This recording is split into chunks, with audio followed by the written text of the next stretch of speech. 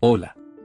Bienvenidos a Elegidos Manifestando, el canal donde exploramos el poder de la mente, la manifestación y la energía universal para crear la vida que mereces. ¿Listos para transformar tu realidad? Empecemos. El tema central gira en torno a la antigua corriente del gnosticismo y su ruptura con los dogmas oficiales del cristianismo que se consolidaron a lo largo de la historia, especialmente tras el Concilio de Nicea, año 325. El gnosticismo, en términos generales, sostiene que cada ser humano porta en sí mismo una chispa o porción divina que puede ser despertada a través de la gnosis, es decir, el conocimiento espiritual directo. Esta experiencia va mucho más allá de la fe tradicional, no depende de la obediencia a ritos externos ni se limita a la aceptación de doctrinas impuestas.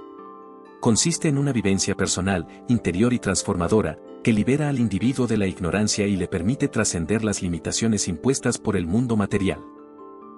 Uno de los conceptos más radicales que presenta el gnosticismo es el del demiurgo, una figura considerada un dios menor o falso creador, a quien se identifica en ciertos textos con el Dios del Antiguo Testamento, Yahvé. A diferencia de la interpretación judeocristiana tradicional, en la que Yahvé es el Dios supremo y benevolente, los gnósticos ven en esta deidad un ser ignorante e incluso tiránico, responsable de la creación de un universo material defectuoso. Desde su perspectiva, el mundo físico que habitamos no es fruto de la voluntad de un Dios infinitamente bueno, sino la consecuencia de la acción limitada y a veces oscura de este demiurgo, que encadena la chispa divina dentro de los cuerpos humanos. El relato de la creación, según la cosmología gnóstica, se relaciona con la figura de Sofía, del griego Sofía, sabiduría. Sofía sería una emanación elevada de la divinidad verdadera, pero, al intentar crear sin la guía o la unión completa con las instancias superiores, engendró por error al demiurgo. Esta divinidad caída produjo el universo material y atrapó en él las almas humanas. Para los gnósticos, la auténtica liberación consiste en recuperar la conexión perdida con la fuente divina, lo cual solo es posible a través del conocimiento interior. Así pues, la historia de Adán y Eva, en lugar de ejemplificar el pecado original, a menudo se interpreta como el inicio de una toma de conciencia. Comer del árbol del conocimiento representaría el primer paso hacia la libertad espiritual, un acto de rebeldía contra la ignorancia impuesta por el demiurgo. Otro aspecto esencial del texto es el vínculo de Jesús y el cristianismo gnóstico con la noción de salvación. Mientras el cristianismo ortodoxo subraya el sacrificio expiatorio de la cruz y la resurrección corporal de Jesús, los gnósticos se centran en la figura de Cristo como un maestro que revela la gnosis. Para ellos, su crucifixión simboliza la liberación del envoltorio físico, y su resurrección se comprende más bien como la prueba de que la verdadera esencia espiritual no muere. No se trata, por tanto, de una salvación otorgada desde fuera, sino de un llamado a despertar el conocimiento divino que yace dormido en nuestro interior. De acuerdo con algunas corrientes gnósticas, Jesús no necesitó nacer de manera convencional, ni tampoco sufrió realmente durante la crucifixión, pues su naturaleza trascendía las vicisitudes del mundo material. Un punto particularmente atractivo del texto es la relevancia que los gnósticos otorgaron a lo femenino, tanto en sentido divino como en el rol de las mujeres en la comunidad. En la mayoría de versiones oficiales del cristianismo primitivo, las mujeres ocupaban posiciones secundarias o meramente auxiliares. En cambio, en muchos textos gnósticos aparece la figura de María Magdalena no solo como discípula, sino como líder y depositaria de enseñanzas secretas. En el llamado Evangelio de María o en otros escritos de la biblioteca de Nag Hammadi, se describe a María Magdalena con una sabiduría especial, capaz de guiar a otros discípulos cuando estos se muestran confusos. Su protagonismo rompe la estructura patriarcal que terminaría imponiéndose en la Iglesia posterior.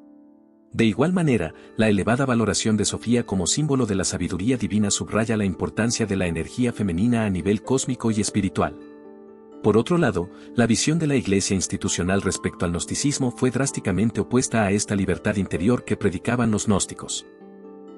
Desde los primeros siglos, especialmente tras la institucionalización del cristianismo en el Imperio Romano, los obispos y líderes cristianos percibieron en el gnosticismo una amenaza a la unidad doctrinal y al orden social que deseaban establecer. La idea de que cualquier persona, por sí misma, podía acceder a lo divino sin necesidad de intermediarios ni jerarquías resultaba subversiva, pues socavaba la autoridad eclesiástica. Así, el Concilio de Nicea en el año 325 y posteriores concilios consideraron heréticas estas creencias, suprimiendo los textos gnósticos y persiguiendo a quienes los defendían. Con el paso del tiempo, el Vaticano acabó acumulando un gran número de documentos y escritos calificados como heréticos, los cuales se guardaron en archivos inaccesibles para el público general. conforme el catolicismo se consolidaba como la fe oficial del imperio y luego de buena parte de Europa, la necesidad de una verdad única llevó a la destrucción o a la ocultación de evangelios y libros alternativos.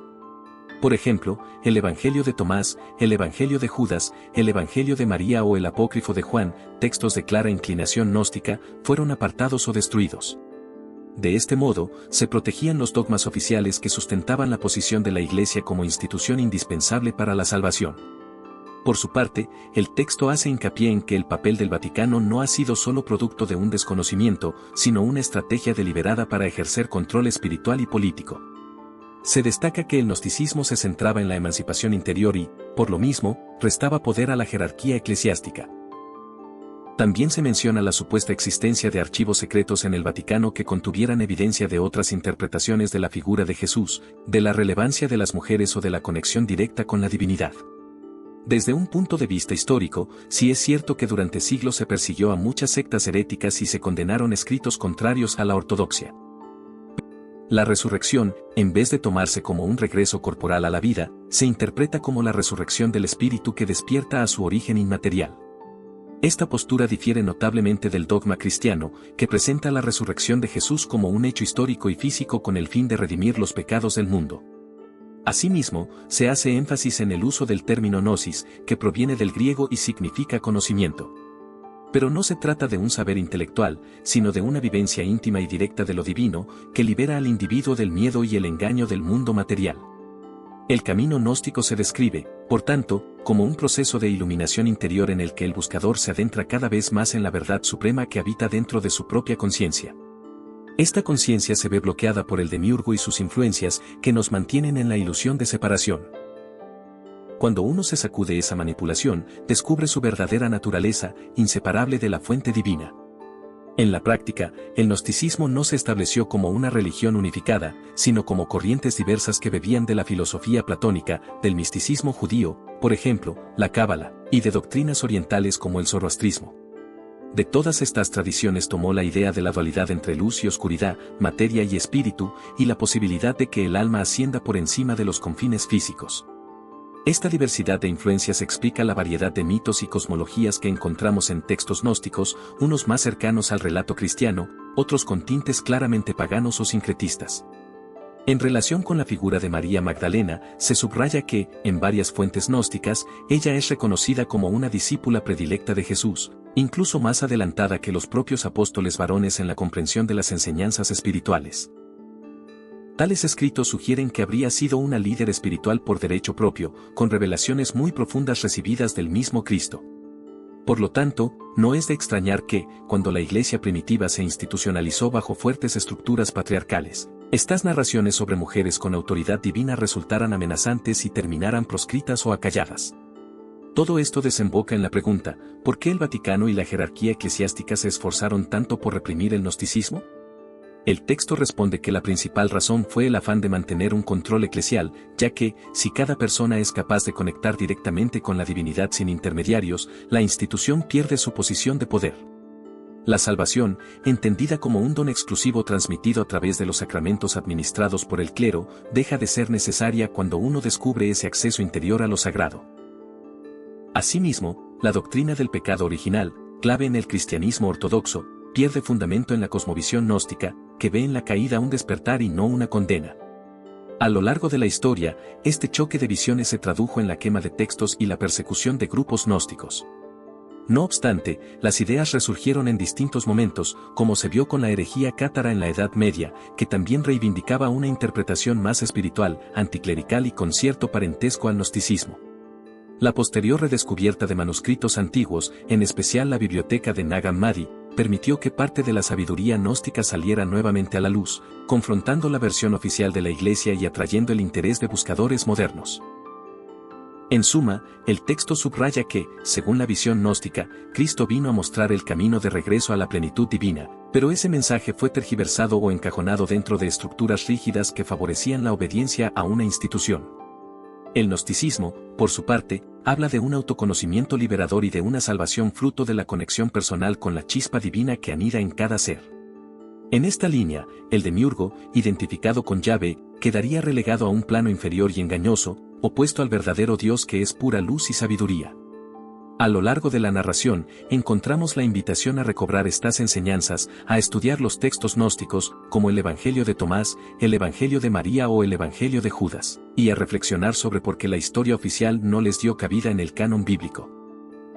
Se apunta a la posibilidad de que muchos de estos escritos sigan resguardados en los archivos del Vaticano, fuera del alcance de la mayoría, y se insinúa que su publicación masiva cambiaría drásticamente el entendimiento común de la fe cristiana. Finalmente, el texto clama por una suerte de despertar colectivo, apoyado en la valentía de cuestionar la tradición impuesta y de buscar la verdad oculta a lo largo de los siglos.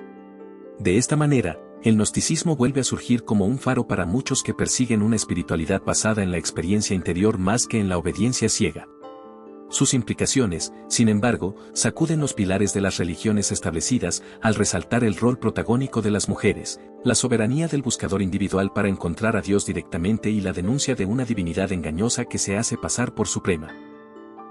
Todo ello conforma un desafío que, en última instancia, lleva al lector o espectador a replantearse la naturaleza de lo sagrado, la autoridad religiosa y la potencial grandeza que late en cada uno de nosotros.